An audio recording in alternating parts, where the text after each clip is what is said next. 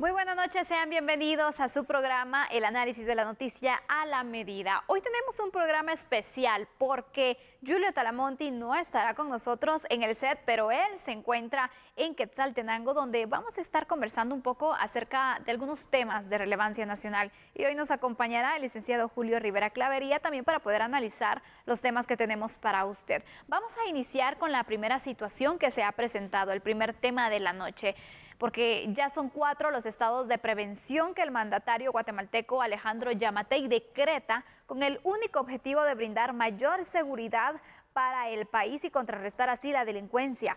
La medida inició en el departamento central. El 17 de enero se decretó en Mixco y San Juan Zacatepeques con una duración de 6 días. Posteriormente, el 24 del mismo mes fue decretado en Villanueva. Hay que tomar en consideración esta información, así también como otros datos que tenemos para usted y por lo tanto vamos a colocar nuestra próxima gráfica, porque días después se impulsó la medida en Chimaltenango, en los municipios del Tejar y San Andrés Iztapa el 5 de febrero y finalizó el 10 de este mismo mes. Ahí tenemos entonces los puntos para que usted vaya percatándose, pero el estado de prevención también fue declarado en 6 municipios de Escuintla, siendo estos Nueva Concepción, Santa Lucía, Cotzumalguapa, Tiquizate, Puerto de San José, Palín y por supuesto la cabecera departamental. Inició entonces el 14 de febrero y finalizó el 19 del mismo mes. Así que estos son los estados de prevención que se han decretado por parte del Ejecutivo, donde ya se han dado a conocer varios resultados que se han tenido productos del mismo. Y por supuesto, dándole seguimiento a esta situación, recordemos también que esta semana se instaló el gabinete móvil, donde el presidente de la República hizo diferentes recorridos. Y nuestro compañero Juan Pablo Garrido estuvo durante el recorrido del presidente Alejandro Yamatei en Quetzaltenango y en exclusiva para A la Medida brindó una entrevista para dar a conocer cifras obtenidas del estado de prevención en Escuintla. Así que veamos. Bueno, llevamos 4 estados de prevención. El 1 fue para el área de Mixco, San Juan Zacatepeques, el 2 para Villanueva, el 3 para Chimaltenango y el 4 para municipios de Escuintla. Es increíble, hemos tenido una reducción al día de ayer de un 24% de asesinatos en términos generales y en femicidios hemos bajado un 30%. O sea, se ha notado una baja sustentable. Una muy buena baja, yo le diría, en el término de crímenes. Hemos tenido días de 0 crímenes, algo que no pasaba en el departamento de Guatemala en mucho tiempo, 0 crímenes en Escuintla, 0 crímenes en Chimaltenango. Hemos logrado recuperar una gran cantidad de armas que estaban en las calles en forma ilegal.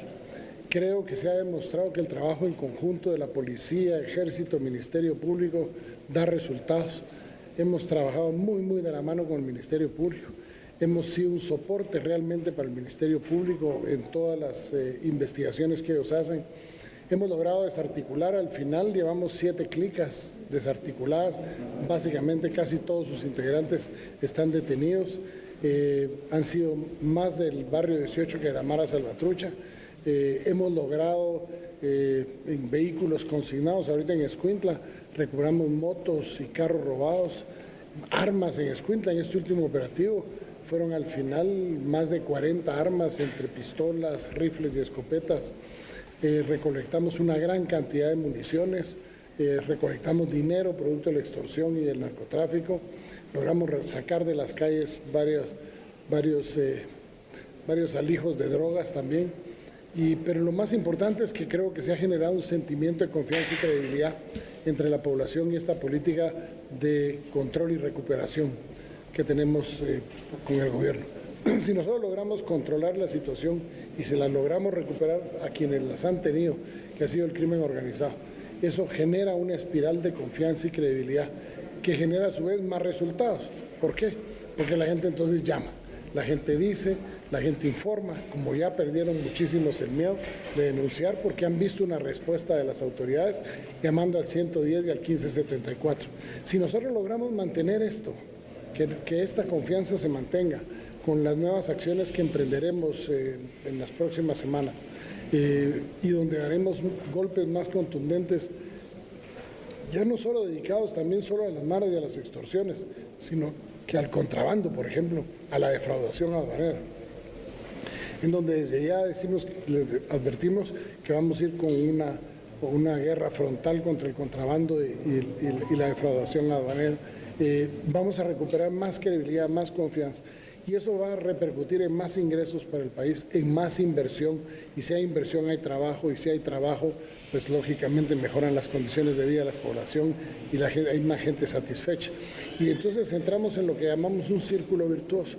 Por eso es tan importante ese tipo de acciones en donde son encabezadas por el propio presidente de la República, pero que quienes realmente han estado trabajando ahí ha sido el Ejército, la Policía, el Ministerio Público, quienes han hecho un trabajo encomiable. Primera vez, yo le podría decir, en donde hay reuniones todas las semanas entre las fuerzas de seguridad y el Ministerio Público para ver qué es lo que está pasando, en dónde se hace un análisis de dónde están saliendo las extorsiones, en dónde hay más, en dónde hay que intervenir, cuántos allanamientos hay, y se logra planificar acciones que no solo tienen que ver con decretos, sino que acciones diarias. Lo vimos el día de ayer con la serie de allanamientos que hay. Ustedes estuvieron ayer publicando, por ejemplo, el crimen de 3 personas en Baja Verapaz y lo ponían como un hecho que la población estaba nerviosa. Quiero decirles que ya está resuelto el misterio. Fuimos informados hoy en la mañana. El señor, el esposo, porque es un esposo, una madre y una hija, era una familia de 5 personas, 2 menores de edad, que fueron sacados por el padre y enviados con un familiar horas antes del suceso. Él quema su casa en un ataque de celos porque descubre que el dinero que él había estado mandando siendo un migrante que fue deportado recientemente, el dinero que había mandado estaba en manos del amante de la señora y a su vez tenía no solo el dinero sino el vehículo, un pick-up que había comprado él con su trabajo, supuestamente para ayudar a su esposa y sus hijos, estaba en manos de una tercera persona. Él acuchilla a su esposa y su hijo y posteriormente se suicida. ¿Cómo se llevó a todo esto? Pues se vio las puñaladas que tenía la hija y la esposa y el puñal que él tenía en su mano izquierda con el que apuñaló a su familia. ¿Por qué le cuento esto? Porque nos preocupa. Ahora cada crimen lo tratamos de investigar inmediatamente para tratar de averiguar quiénes fueron los responsables. Aquí en Quetzaltenango hace 15 días unos motoristas van y balean a una persona y a los 2 días los estábamos capturando, a los responsables, porque estamos poniéndole muchísimo énfasis. La policía le ha puesto un énfasis muy grande a tratar de resolver los crímenes en el menor tiempo posible. Ayer vimos un video en donde 2 encapuchados entran en Morales y Zabal a asaltar y lo vimos en TN23 y le puedo decir que ya la policía está investigando. Hay preliminarmente una probable identificación de uno de los 2, el que va con gorra de bigote, ya lo tenemos con bigote y sin bigote y lo estamos identificando y lo vamos a agarrar.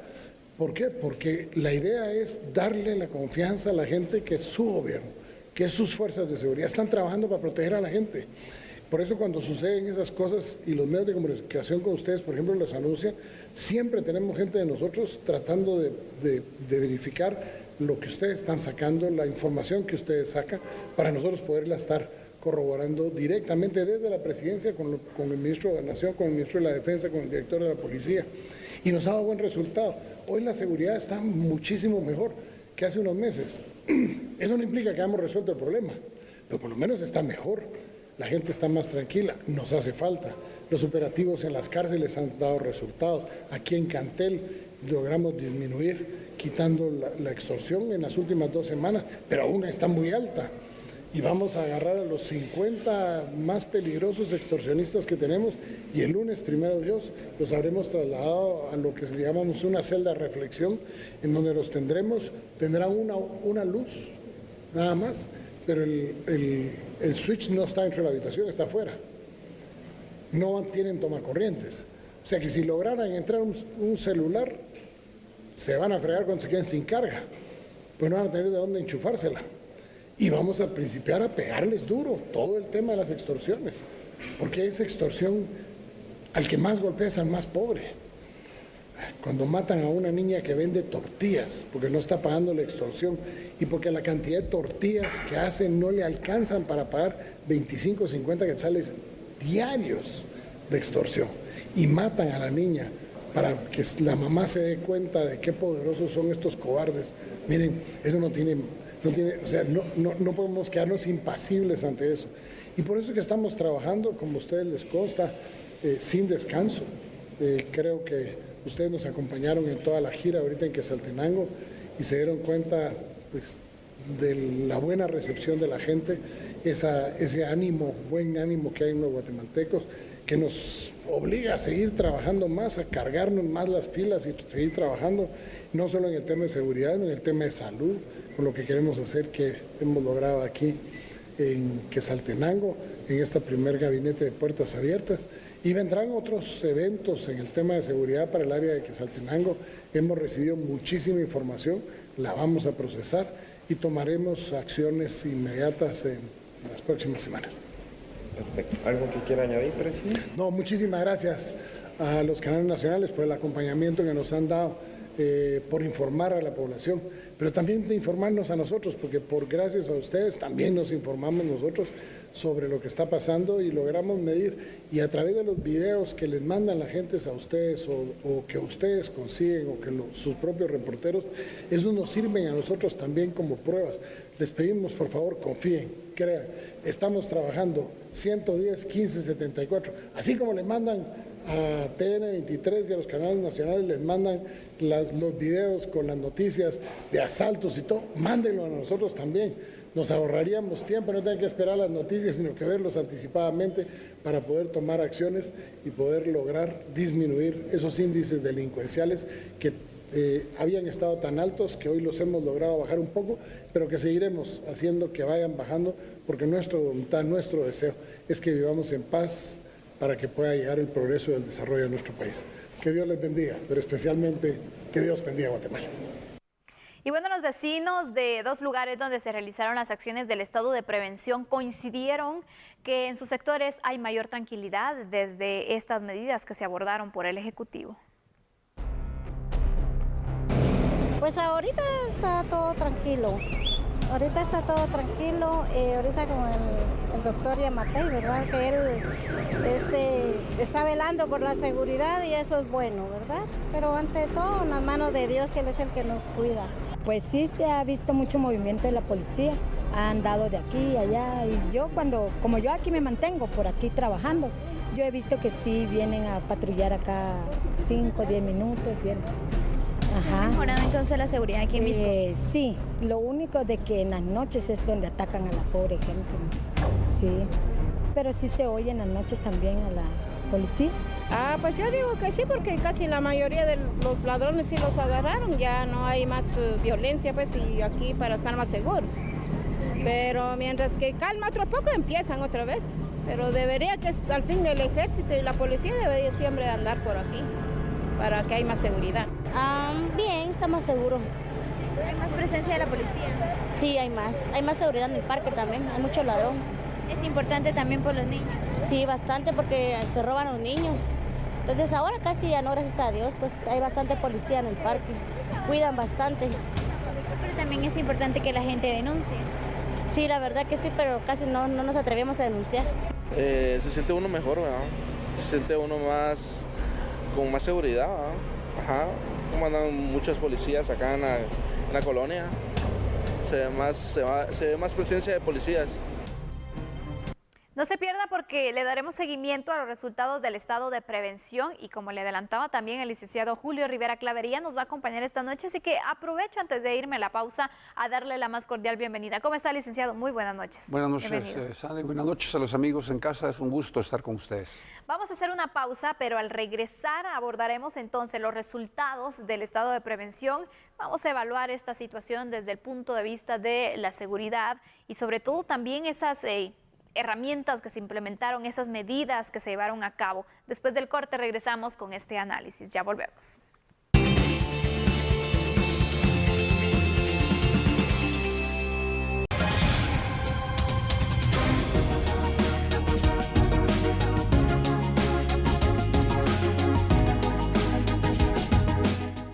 Las autoridades de la Policía Nacional Civil dieron apoyo durante los 4 estados de prevención que han decretado por parte del Ejecutivo.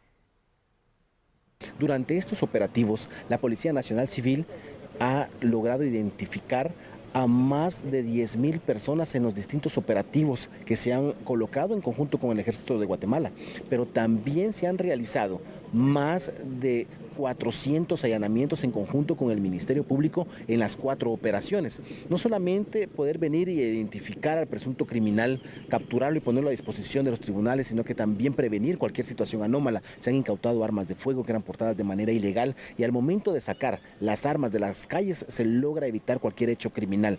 Importante la denuncia que se ha logrado obtener a través de las personas que han empezado a denunciar más a través del teléfono 110, número de emergencias de la Policía Nacional Civil, el teléfono 1574, que es la línea antiextorsiones, atendida por expertos en temas de extorsión en el manejo victimológico para poder venir y apoyar a las víctimas de extorsión en todo momento y así desbaratar estructuras criminales que se dedican a esa clase de situaciones.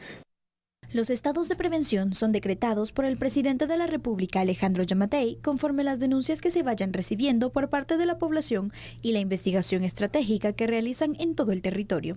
Recuerde que puede denunciar de forma anónima a los números 110, 1561 y 1574. Los 4 estados de prevención decretados por el Ejecutivo llegaron a su final. Las acciones interinstitucionales en cada lugar continúan, según lo da a conocer el Ministerio de la Defensa. Dependiendo de la región del país, se han desplegado fuerzas combinadas de diferentes especialidades. El Ejército refirió que en cada estado de prevención se ha tenido la participación de entre 1.200 a 1.500 elementos castrenses. Lo importante acá es no verlo como un hecho aislado, sino que todo esto es como un constructo que va a permitirnos un objetivo final, que es, como lo ha dicho el señor presidente, la recuperación de la gobernabilidad en nuestro país. En los anteriores hay un número variable entre 1.200 a 1.500 de las 3 fuerzas que componen el Ejército de Guatemala. En este último, el de Escuintla, hay una variación porque ya se involucra a las unidades de la Marina de la Defensa Nacional, llevando a cabo patrullajes fluviales, marítimos, y también las Fuerzas Especiales Navales que están participando. El analista en seguridad, Lisandro Acuña, destacó positivas las medidas, aunque también hay que sustentar las investigaciones para mejores resultados para la población. Se han obtenido resultados positivos, se ha logrado la captura de peligrosos pandilleros y desarticular algunas estructuras vinculadas al crimen organizado. Estos estados de prevención deben de ir amarrados con una investigación, una articulación de investigación con el Ministerio Público para poder de alguna u otra manera tener resultados mucho más positivos. Y lo más importante que de todos estos territorios que se están retomando el control, pues obviamente también debe de persistir no solo la presencia de las fuerzas de seguridad, sino continuar con las investigaciones de las denuncias que están haciendo los guatemaltecos. Bueno, tenemos los siguientes datos también para seguir hablando acerca de este estado de prevención. Recordemos que el que fue recientemente decretado en 6 municipios de Escuintla, pues dieron a conocer las autoridades de la Policía Nacional Civil que los resultados obtenidos de varios operativos son los siguientes: 57 capturas, entre ellos hay 51 hombres, 5 mujeres y un menor de edad que fue remitido. Se realizaron 192 allanamientos, 40 armas de fuego fueron incautadas, 6 vehículos fueron recuperados, 16 motocicletas, 130,000 quetzales y la desarticulación de 3 bandas criminales. Estos son los resultados que reporta la Policía Nacional Civil como producto de este estado de prevención que se decretó por 6 días en Escuintla. Así que vamos a iniciar con este análisis, licenciado Rivera Clavería. ¿Cómo ve usted los resultados y sobre todo también las acciones que se implementaron con el estado de prevención? Mira, yo creo que cualquier esfuerzo que haga el gobierno central por ir conteniendo la violencia y la criminalidad en el país, pues es aplaudible. Desde luego, los resultados en muchos de los casos no es lo que la propia población espera. Lo más importante es la percepción que la población tiene acerca del trabajo que está haciendo las fuerzas de seguridad en términos generales y el Ministerio Público, porque lo que se está viendo es que efectivamente se está haciendo un esfuerzo por ir conteniendo la criminalidad, ir desarticulando estructuras criminales, ir generando inteligencia policial e inteligencia estratégica para utilizarla más adelante, ir perfilando nuevas bandas que pudieran estar operando o perfiles de criminales, y por lo tanto todo ese trabajo que se está haciendo en estos departamentos y en estos municipios después se analiza y se utiliza para iniciar investigaciones criminales con el Ministerio Público y solicitar los allanamientos respectivos. Yo creo que es una buena oportunidad para que la población también ponga sus denuncias y que confíe en las fuerzas de seguridad, porque esto es de doble vía. Claro. Esto no es un trabajo que únicamente le compete a las fuerzas de seguridad, también le compete a la población, porque la población que es acechada, la población que efectivamente es víctima de la delincuencia, debe de poner las denuncias. Y en ese sentido, este es un primer paso que ojalá que se consolide y que podamos en el futuro cercano bajar los índices de violencia y criminalidad en otros delitos, no únicamente en los homicidios como se ha venido dando desde el año 2009.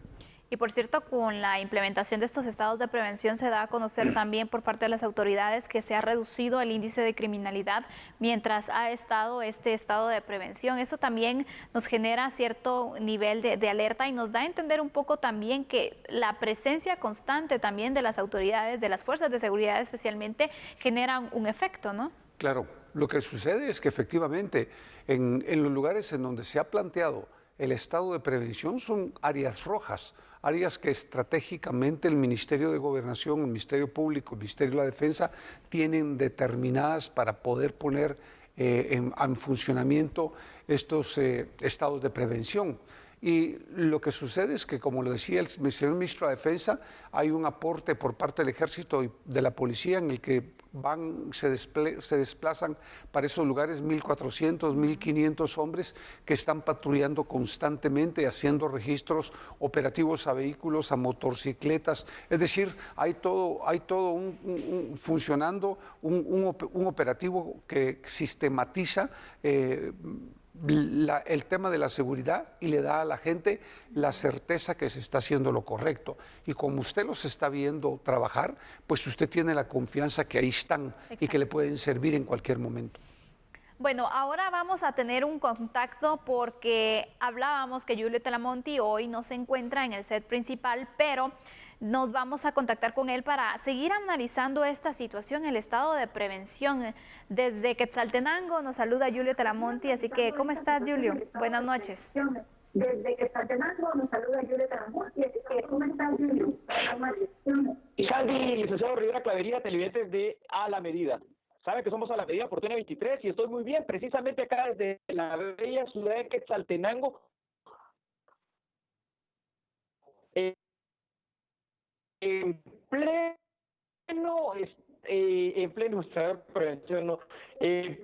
gabinete móvil, hablando de estos estados de la manera, son acciones que cuando uno las dice acciones actuales son durante este mes en todos los municipios, Santi, que tú has mencionado, y en lo que ha dicho el licenciado Rivera Clavería, hay una percepción, y la percepción es que se está trabajando, la percepción es que se está previniendo, y la percepción es de que está haciendo algo en favor de la seguridad. Y aunado a esa percepción, tan como lo hemos dicho en otras ocasiones acá en A la Medida, Sandy y licenciado Rivera Clavería, lo que estamos obteniendo es el primer paso de la fórmula de seguridad, porque después de la percepción pasamos a encontrar esa situación. Sin embargo, queda mucho por hacer, porque hemos visto también tantos lugares, tantas zonas y tantas zonas geográficas que todavía falta demasiado por hacer. Sin embargo, también he de destacar que hay decisión, y eso hay que destacarlo, la decisión que está teniendo el presidente Alejandro Yamatei junto con su gabinete para empezar a poner pantalones en este tema de la seguridad y empezar a hacer algo, Sandy.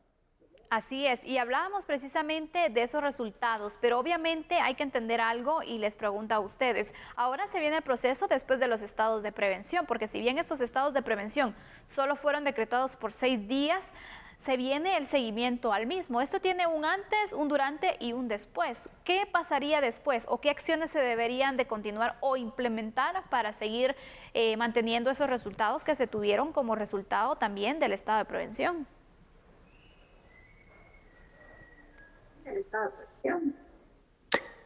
A ver, hay varias cosas que se necesitan hacer, pero yo creo que en el estudio y en casa todos estamos de acuerdo con algo. Lo primero que hay que hacer, el primer paso firme, fuerte, es empezar a controlar las cárceles. En esto coincidimos completamente con lo que ha dicho el licenciado Julio Rivera Clavería una y otra vez, porque él es conocedor también de estos temas de seguridad. Si controlamos las cárceles, Sandy, lo que vamos a empezar a encontrar es una disminución en el índice de extorsión y de otros delitos. Pero para hacer esto necesitamos entender, Sandy, licenciado Rivera Avería, que no solo es el Ejecutivo, también el Legislativo y el Judicial tienen que hacer su parte y por supuesto la sociedad guatemalteca. Tenemos que entender que para mejorar el tema del sistema penitenciario hay que crear una reforma penitenciaria y hay que crear una figura que tiene esta situación donde verdaderamente el Estado, Sandy, tome el control. Así es, licenciado Clavería, ¿usted qué opina? ¿Cuáles serían esas acciones ahora después del estado de prevención? Yo creo que la evaluación que tiene que hacer el Gabinete de Seguridad es una evaluación objetiva e imparcial para poder consolidar los éxitos que ya tuvieron en estos 6 estados de prevención. Pero paralelamente, el tema más importante es lo que planteaba el presidente de la República en el sentido de comenzar a aislar a los internos altamente peligrosos. Desde luego no son 50, son mucho más que eso. Lo que sucede es que en estos momentos no hay una cárcel y se necesita una cárcel de máxima seguridad y en ese sentido el Ejecutivo tendrá que ver cómo hace para conseguir los recursos necesarios para poder iniciar la construcción de una cárcel de máxima seguridad en los días venideros. Pero paralelamente, y ahí también comparto con Julio Talamonti la idea de que efectivamente tiene que haber una reforma seria al sistema penitenciario, que permita una reforma seria que vaya encaminada en 3 ejes fundamentales. 1, el tema de infraestructura. 2, el tema propiamente de la regulación legal. Y 3, el tema de la profesionalización administrativa y de seguridad de todo el personal. Este es entonces el 4.º estado de prevención que se decreta. La población pregunta, ¿van a continuar? Hay algunos departamentos que están solicitando que se pueda decretar. ¿Qué tan recomendable es y qué tan conveniente también poder continuar con estos estados de prevención? Julio Talamonti, comienzo contigo.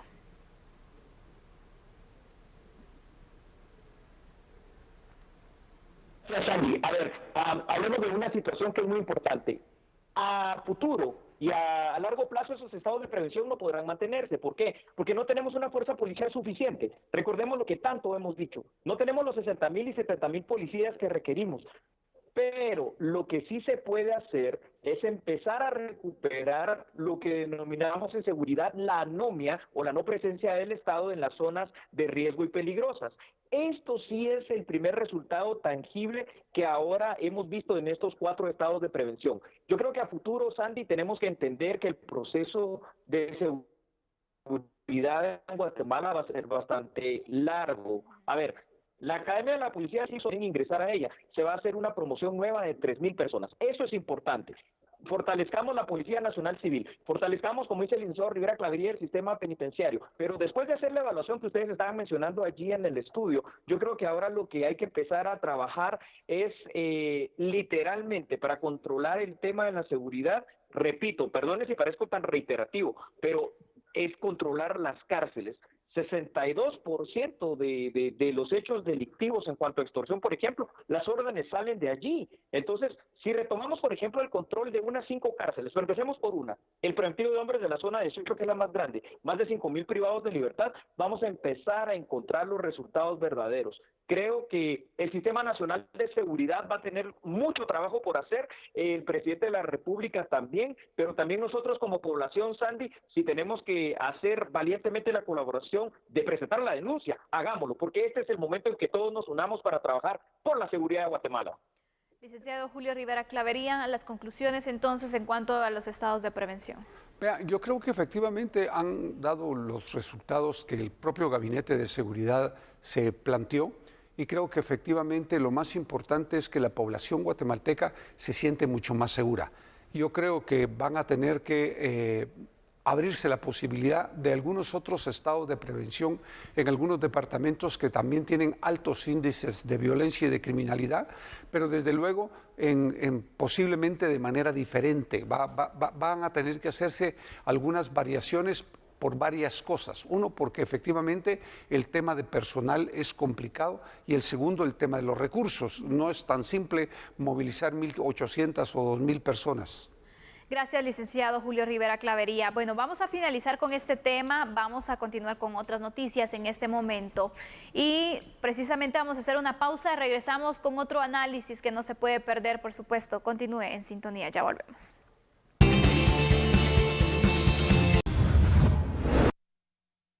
A conocer esta información porque el presidente Alejandro Yamatei mencionó que el asesinato de una familia en Baja Verapaz se trató de un crimen pasional. El asesino fue identificado como Cruz Humberto Canahuí Velázquez. Golpeaba a su esposa Mariana Rodríguez, a quien finalmente asesinó junto a su hija. Canahuí Velázquez se quitó la vida. Era una familia de 5 personas, 2 menores de edad, que fueron sacados por el padre y enviados con un familiar horas antes del suceso. Él quema su casa en un ataque de celos porque descubre que el dinero que él había estado mandando siendo un migrante que fue deportado recientemente, el dinero que había mandado estaba en manos del amante de la señora y a su vez tenía no solo el dinero sino el vehículo, un pick-up que había comprado él con su trabajo, supuestamente para ayudar a su esposa y sus hijos, estaba en manos de una tercera persona. Él acuchilla a su esposa y su hija y posteriormente se suicida. ¿Cómo se llevó a todo esto? Pues se vio las puñaladas que tenía la hija y la esposa y el puñal que él tenía en su mano izquierda con el que apuñaló a su familia. ¿Por qué le cuento esto? Porque nos preocupa. Ahora cada crimen lo tratamos de investigar inmediatamente para tratar de averiguar quiénes fueron los responsables. Por este caso hay 2 sobrevivientes, un menor de 4 años y otro de 10. Este último relató que a las 2 de la madrugada del pasado jueves, un grito de su hermana de 16 años lo despertó. Él se levantó y vio cómo su padre apuñalaba a su mamá en el pecho. Él relató que su hermana la intentó defender, pero el hombre la apuñaló 2 veces en el estómago. Su mamá la intentó proteger, pero el agresor le pegó. Rodríguez le dio su celular al menor de 10 años para que buscara ayuda y le pidió sacar a su hermanito de la casa. Él observó cómo su padre rociaba gasolina en la cocina del inmueble. Los sobrevivientes corrieron para salir y tras de ellos, su hermana y su mamá intentaron lo mismo. Pero la gravedad de las heridas hizo que cayeran al suelo y no pudieran salir.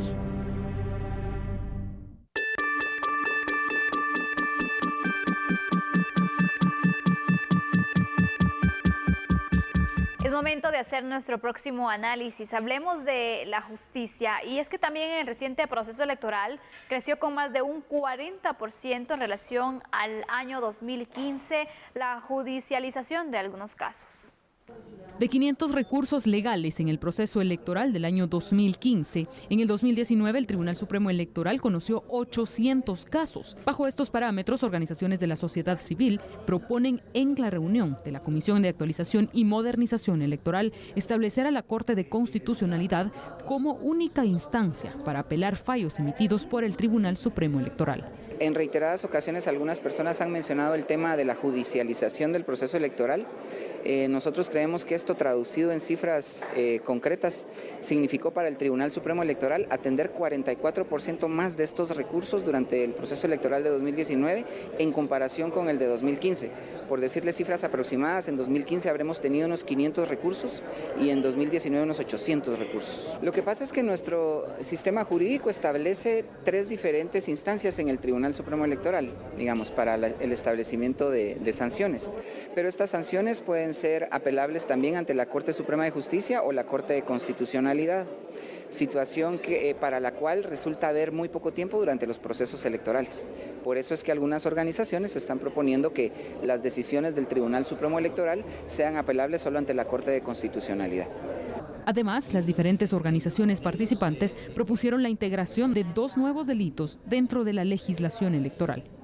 Algunas organizaciones han propuesto que se legisle los delitos de violencia política contra las mujeres o que se legisle violencia electoral por racismo, por ejemplo.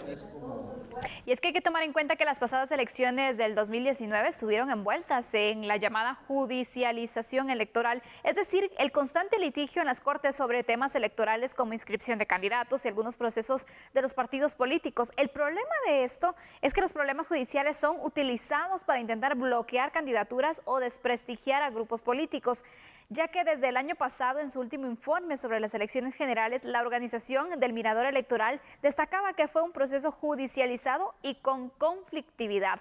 Nos vamos a enlazar nuevamente con Julio Talamonti porque precisamente en los distintos análisis hemos hablado acerca de cómo ciertos casos para las inscripciones de candidatos especialmente fueron a parar a la Corte de Constitucionalidad, por ejemplo, y también a otras cortes. ¿Cómo has visto entonces, Julio, el resultado del proceso electoral? Hoy lo evidencian nuevamente la judicialización de un proceso electoral. ¿Independencia de poderes realmente existe?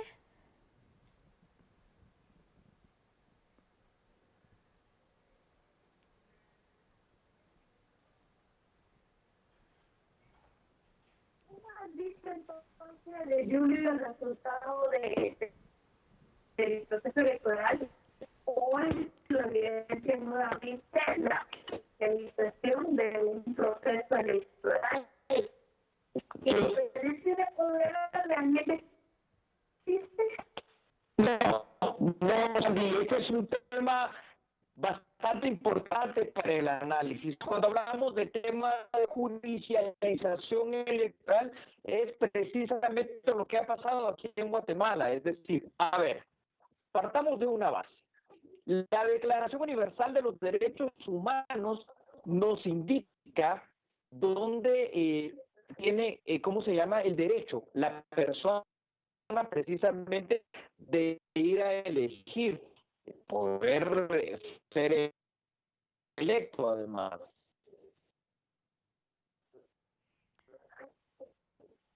Vamos a establecer la comunicación en unos momentos y mientras tanto, licenciado Rivera Clavería, ¿es urgente hacer reformas a la ley electoral y de partidos políticos o la ley es totalmente clara para evitar este tipo de situaciones? No, la ley no es clara. Yo creo que eso es lo que falta por hacer todavía varias reformas que permitan que el sistema político del país primero se tome un nuevo rumbo en el que efectivamente los partidos políticos se democraticen al interno, en el que el Tribunal Supremo Electoral tenga dientes para poder investigar, por ejemplo, el manejo ilegal de los dineros y los aportes que llegan a los partidos políticos, por ejemplo, que los recursos sean resueltos única y exclusivamente en el Tribunal Supremo Electoral, porque si no, el problema es que al irse a la Corte de Constitucionalidad o al irse a la Corte Suprema de Justicia, se ha judicializado de una manera tan grande la política que hoy por hoy se puede detener una candidatura política simple y sencillamente con una denuncia. Y esto no puede ser. El derecho a elegir y ser electos, como muy bien lo decía Talamontes, no solo está en la Declaración Universal de los Derechos Humanos, sino que en la propia Constitución Política del país. Por lo tanto, yo sí creo que una reforma a la ley electoral y de partidos políticos es una necesidad urgente, pero hacerla de manera objetiva, real y pensando realmente en mejorar el sistema político. Porque lo que tenemos hoy es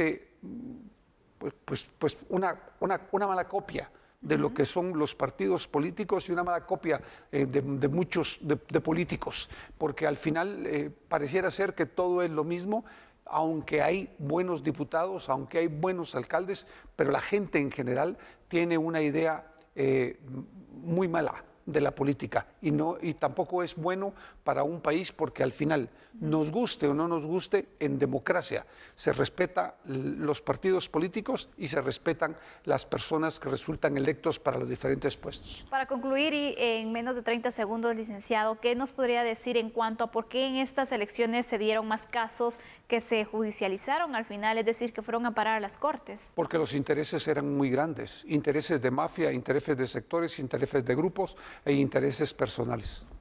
Gracias, licenciado Julio Rivera Clavería, por acompañarnos esta noche. Siempre es un gusto tenerlo por acá con sus aportes. Gracias. Esperamos tenerlo en otra ocasión. Y también un saludo y nos despedimos del licenciado Talamonti, Julio Talamonti, que se encuentra desde Quetzaltenango. Feliz noche, licenciado Talamonti. Buenas noches, estimada licenciada Sandy y licenciado Rivera Clavería. Televidentes de TN23 saben que somos a la medida. Vamos a la pausa.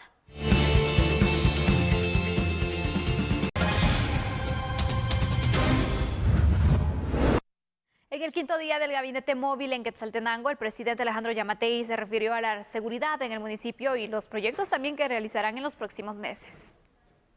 Durante su último día del gabinete móvil en Quetzaltenango, el presidente Alejandro Yamatei se refirió sobre los planes de seguridad que se prevén en el sistema penitenciario, asegurando que retomarán el control de las cárceles por medio de trabajo para los reos. Además, Yamatei y el ministro de Comunicaciones, Josué Lemus, colocaron la primera piedra para la construcción de un paso desnivel en el kilómetro 186 de la ruta interamericana, para el beneficio de los vecinos de Totonicapán, Quetzaltenango, Huehuetenango, San Marcos y Quiché. Este paso a desnivel, que va a costar 70 millones de quetzales, lo vamos a venir a inaugurar el 18 de julio del año 2021. Ese día lo vamos a venir a inaugurar. Yo necesito que esto esté hecho antes del 15 de septiembre del año entrante, porque este se va a llamar el Paso del Bicentenario, porque va a ser en conmemoración de esos 200 años de la independencia. Asimismo, informó que a partir del próximo 17 de marzo, él y los ministros de Estado participarán en diversas actividades en Retauleu. La intención sería conocer las demandas de la población de aquel punto del país, anunciar y concretar varios proyectos. Ha sido un gusto acompañarles durante toda esta semana. Que descanse y que tenga un extraordinario fin de semana. ¡Feliz noche!